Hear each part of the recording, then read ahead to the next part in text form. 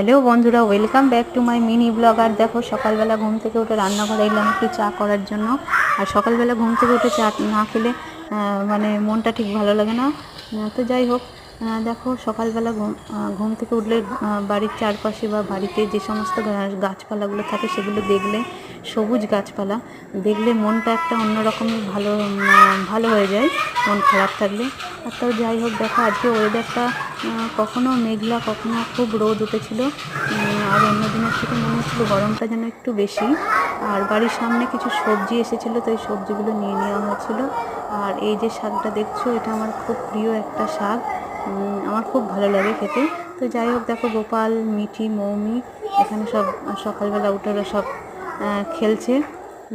আর দুপুরবেলা মা রান্না করেছিল শাক আর ডিমের ঝোল, তো এই দিয়ে আমরা ভাত খেয়ে নিচ্ছি। তো আজকের ভিডিওটা এইটুকুই, দেখা হচ্ছে পরের ভিডিওতে।